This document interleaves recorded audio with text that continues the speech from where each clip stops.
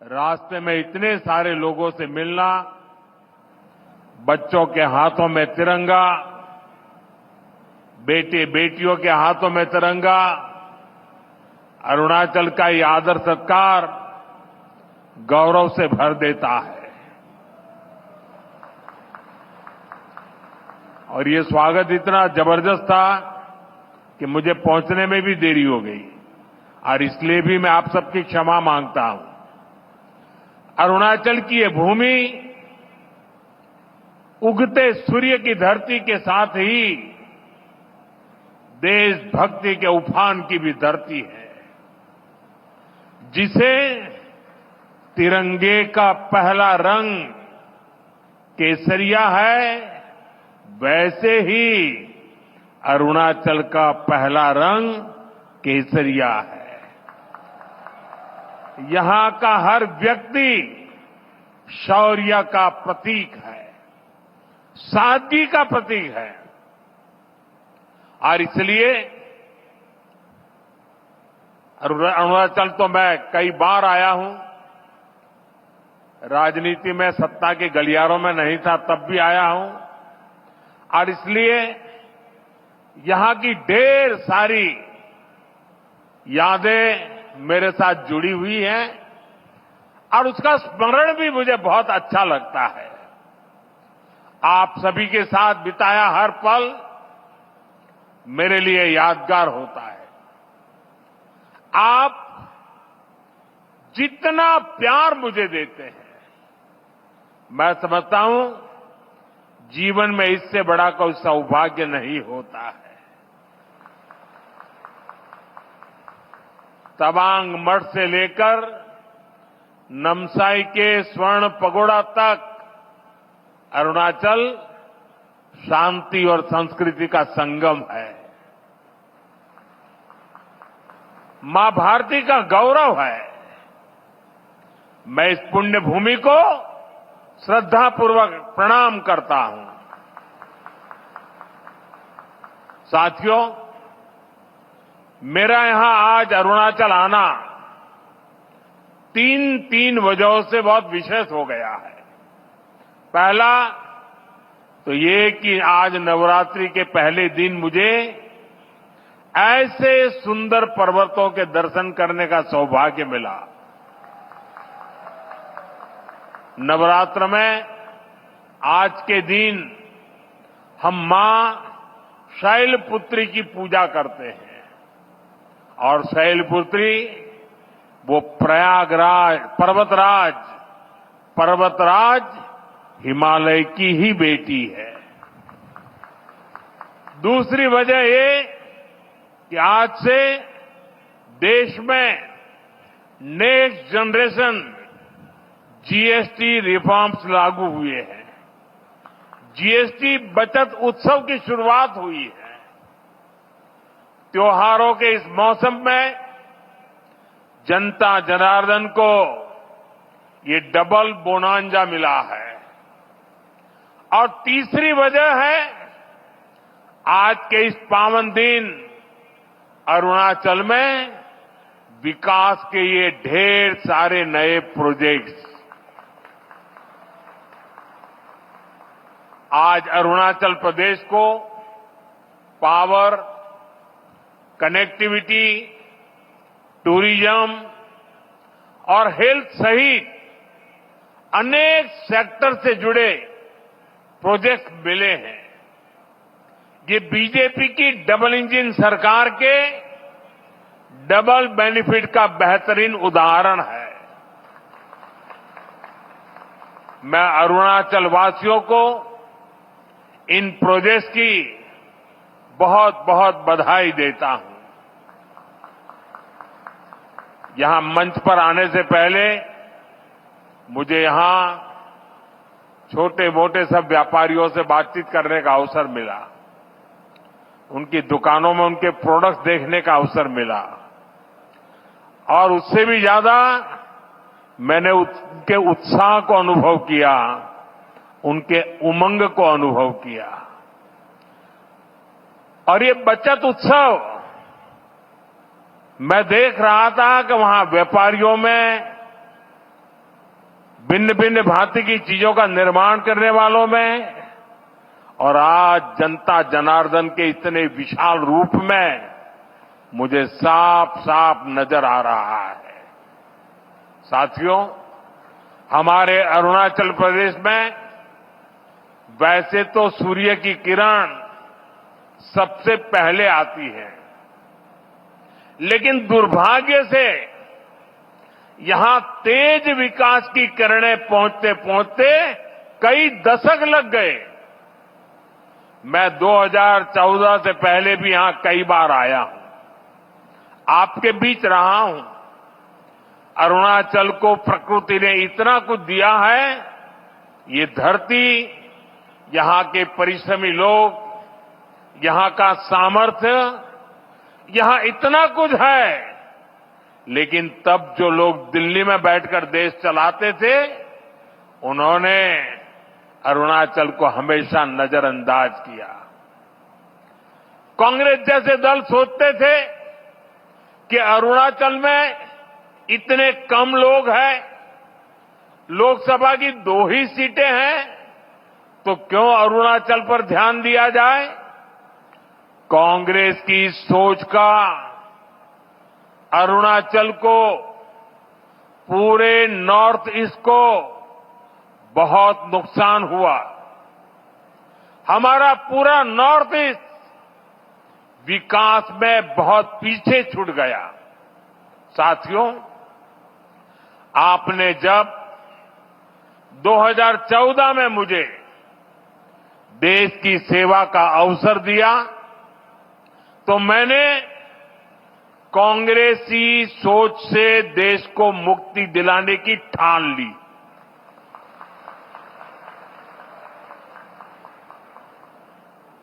हमारी प्रेरणा किसी राज्य में वोटों और सीटों की संख्या नहीं, नेशन फर्स्ट की भावना है।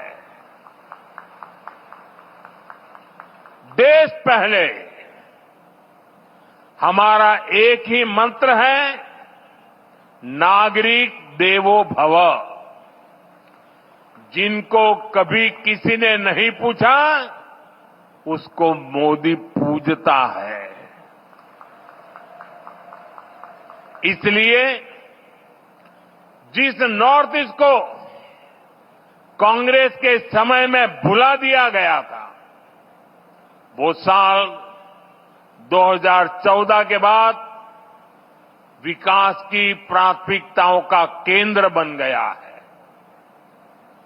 हमने पूरे नॉर्थ ईस्ट के विकास के लिए बजट कई गुना बढ़ाया। हमने लास्ट माइल कनेक्टिविटी और लास्ट माइल डिलीवरी को अपनी सरकार की पहचान बनाया। और इतना ही नहीं, हमने ये पक्का किया कि सरकार दिल्ली में बैठकर नहीं चलेगी। अफसरों को, मंत्रियों को ज्यादा से ज्यादा नॉर्थ ईस्ट आना होगा, यहां रात्रि मुकाम करना होगा। साथियों, कांग्रेस सरकार के समय में 2-3 महीने में एकाध बार कोई मंत्री नॉर्थ ईस्ट आता था। बीजेपी सरकार में अब तक 800 से ज्यादा बार केंद्रीय मंत्री नॉर्थ ईस्ट आ चुके हैं। और ऐसा नहीं है कि सिर्फ आए और चले गए। हमारे मंत्री आते हैं तो प्रयास रहता है कि वो दूर दराज के क्षेत्रों में जाए, जिलों में जाए, ब्लॉक में जाए।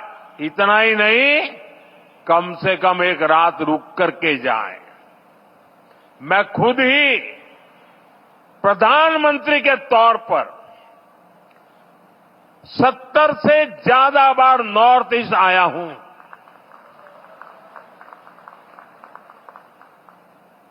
अभी पिछले हफ्ते ही मैं मिजोरम, मणिपुर और असम गया था और रात गुवाहाटी में रुका था। नॉर्थ ईस्ट मुझे दिल से पसंद है और इसलिए हमने दिल की दूरी भी मिटाई है, दिल्ली को आपके पास लेकर के आए हैं। साथियों, हम नॉर्थ ईस्ट के 8 राज्यों को अष्टलक्ष्मी के रूप में पूजते हैं, इसलिए इस क्षेत्र को विकास में पीछे नहीं देख सकते। यहां विकास के लिए केंद्र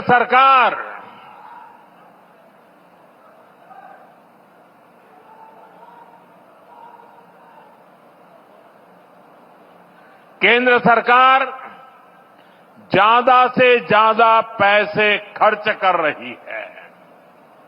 मैं आपको एक उदाहरण देता हूं।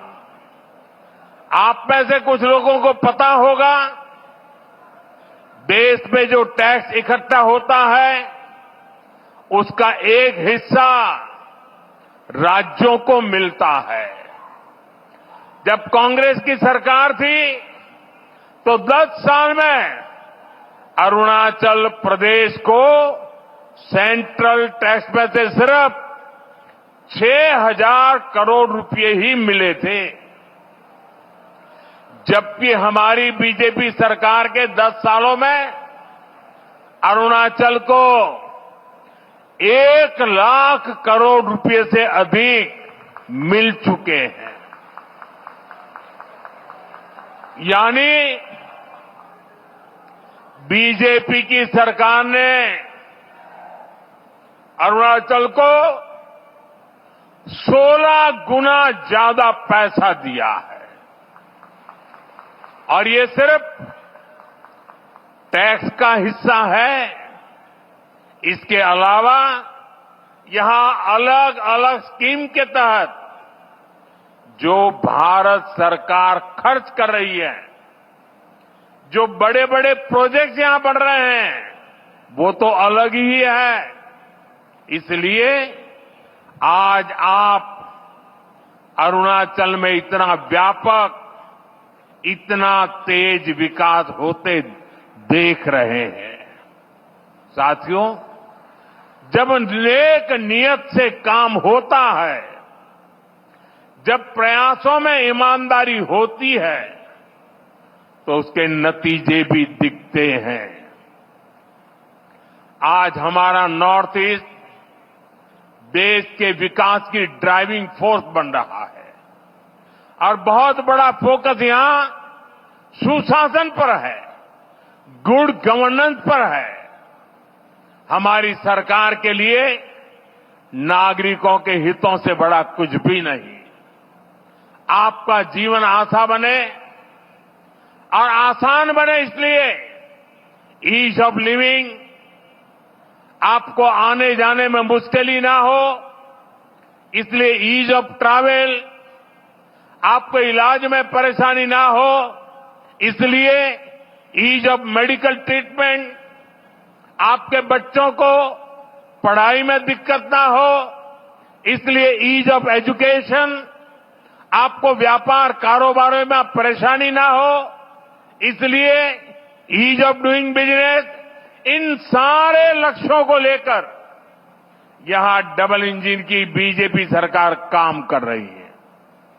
जिन इलाकों में पहले कोई सड़कों की सोच भी नहीं सकता था, आज वहां अच्छे हाईवे बन रहे हैं। सेला टनल जैसा इंफ्रास्ट्रक्चर कुछ साल पहले तक ये सोचना भी असंभव था, लेकिन आज सेला टनल अरुणाचल की पहचान बन चुकी है। साथियों, केंद्र सरकार का प्रयास है कि अरुणाचल सहित नॉर्थ ईस्ट के दूर दराज के इलाकों में हेलीपोर्ट बने, इसलिए इन क्षेत्रों को उड़ान स्कीम से जोड़ा गया है। यहां जो होलोंगी एयरपोर्ट है, वहां भी नई टर्मिनल बिल्डिंग बन चुकी है। अब यहां से सीधे दिल्ली को फ्लाइट मिलती है। इससे आम पैसेंजर्स को, स्टूडेंट्स को, टूरिस्ट को तो फायदा होता ही है, यहां के किसानों और छोटे उद्योगों को भी लाभ हो रहा है। यहां से देश के बड़े बाजारों तक फल सब्जियां पहुंचाना, अपनी उपज पहुंचाना अब और आसान हो गया है।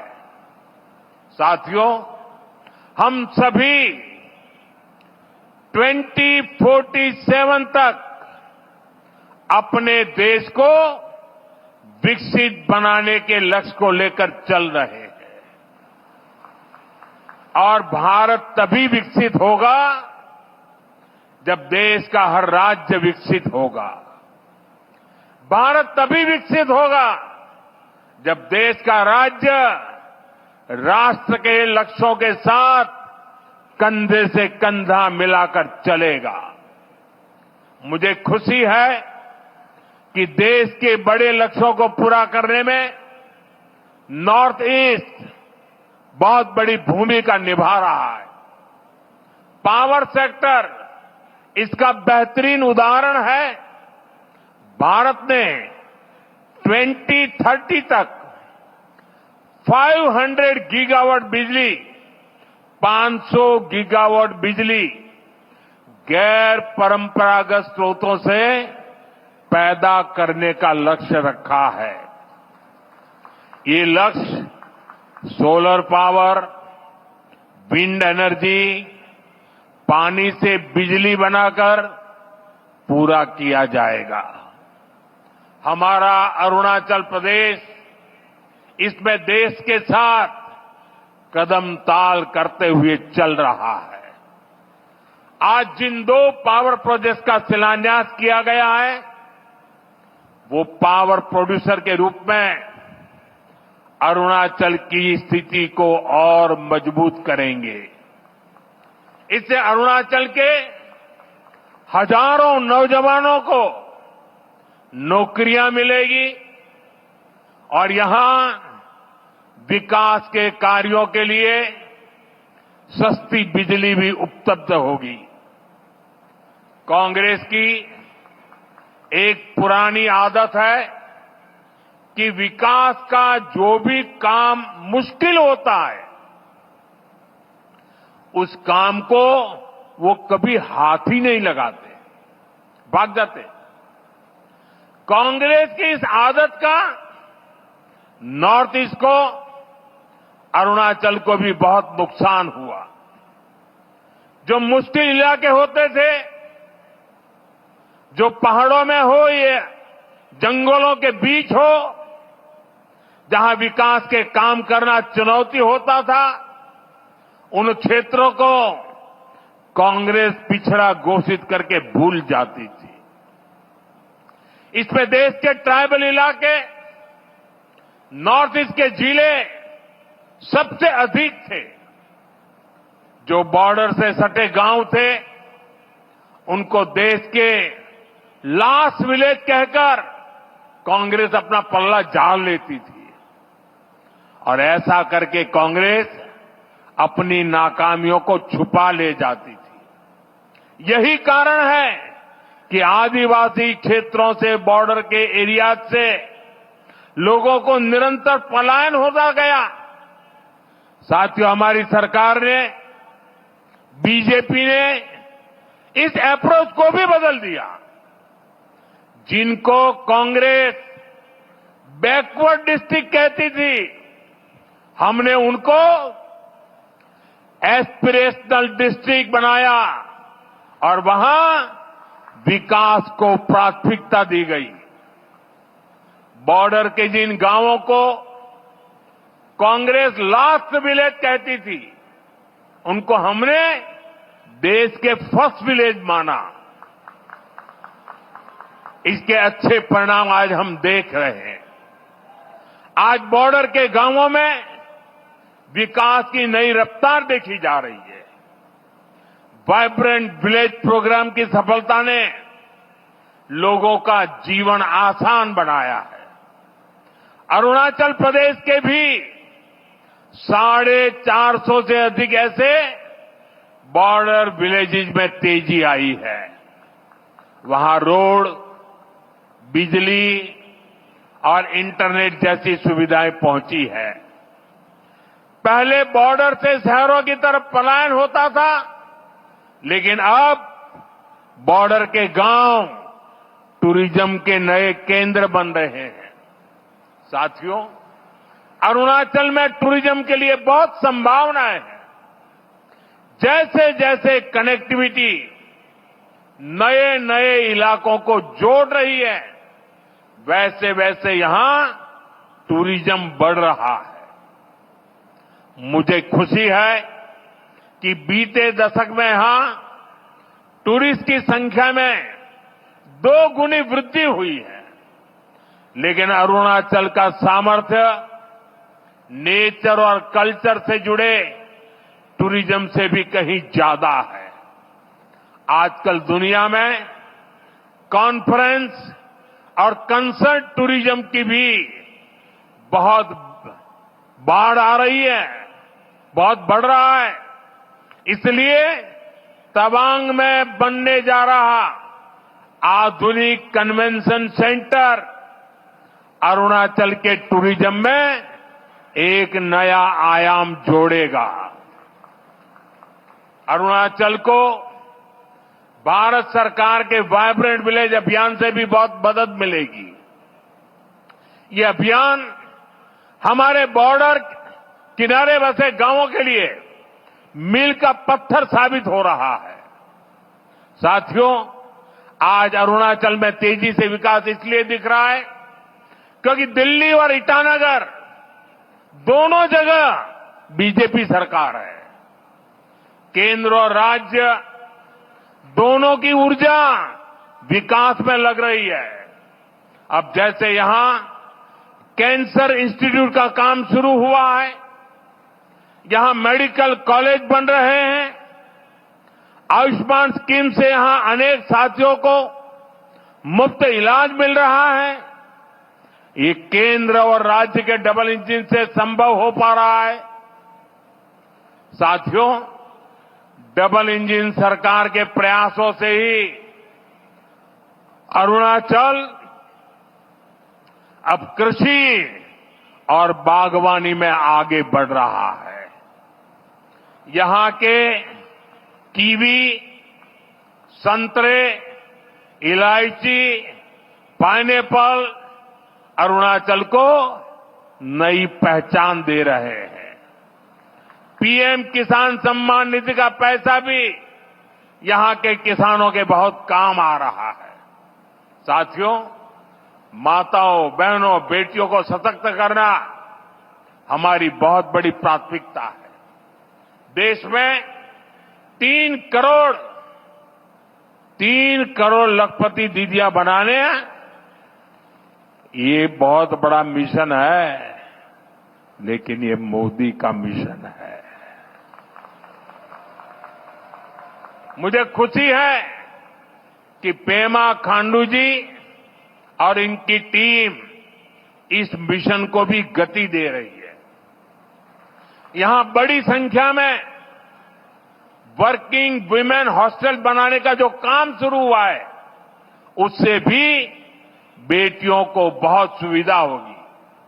साथियों, यहां बहुत बड़ी संख्या में माताएं बहनें आई हैं। मैं आपको जीएसटी बचत उत्सव की फिर से एक बार बधाई दूंगा। नेक्स्ट जनरेशन जीएसटी रिफॉर्म का भी बहुत बड़ा फायदा उन्हें ही मिलने वाला है। आपको अब हर महीने घर के बजट में बहुत राहत मिलने वाली है। किचन का सामान हो, बच्चों की पढ़ाई की चीजें हो, जूते कपड़े हो, अब ये और सस्ते हो गए हैं। साथियों, आप साल 2014 के पहले के दिन याद करिए, कितनी सारी परेशानियां थी। महंगाई आसमान छू रही थी, चारों तरफ महाघोटाले हो रहे थे और तब की कांग्रेस सरकार जनता पर टैक्स का बोझ बढ़ाती ही जा रही थी।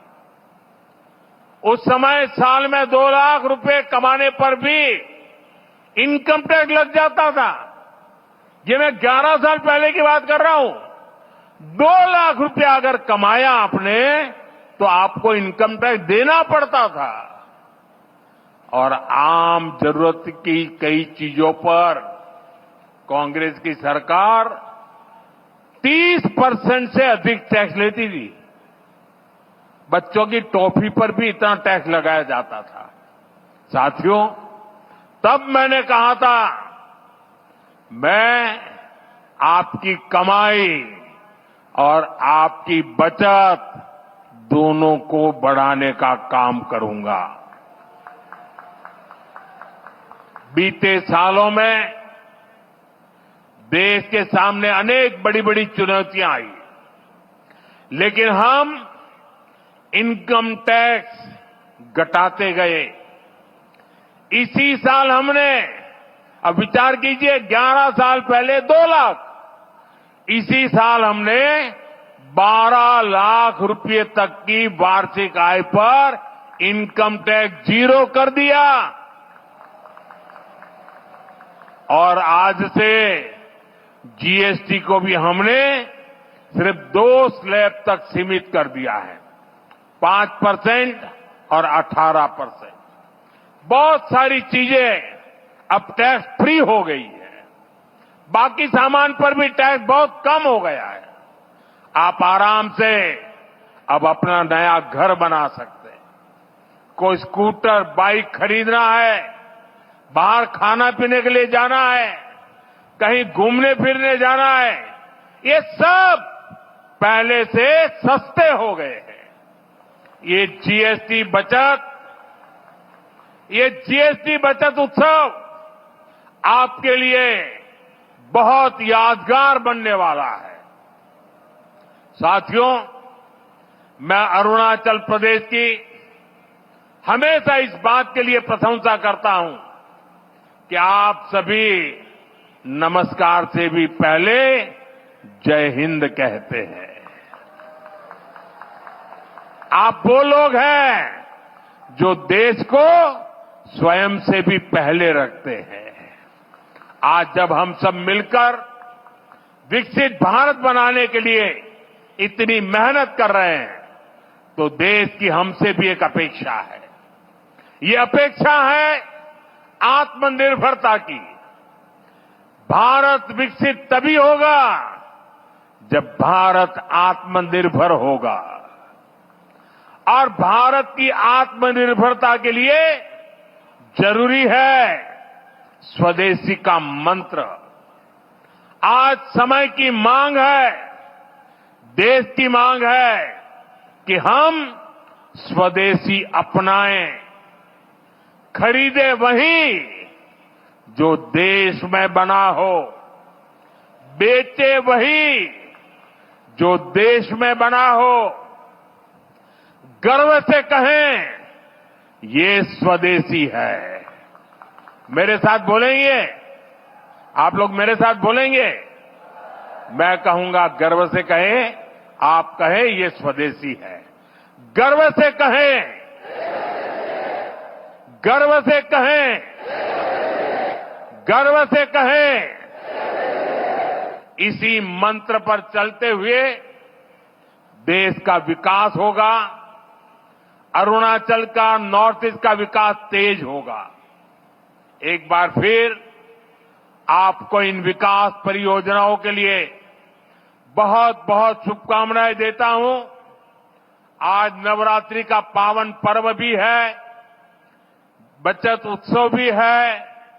तो इस उत्सव में शरीक होने के लिए मेरी एक रिक्वेस्ट है आपको, अपना मोबाइल फोन बाहर निकालिए और मोबाइल फोन का फ्लैश लाइट चालू कीजिए। सब अपने मोबाइल की फ्लैश लाइट चालू करें। सबके मोबाइल की फ्लैश लाइट चालू करिए और हाथ ऊपर कीजिए सबका। सब अपने मोबाइल की फ्लैश लाइट। ये बचत उत्सव का नजारा है। ये बचत उत्सव की ताकत है। ये नवरात्रि का प्रथम दिन है।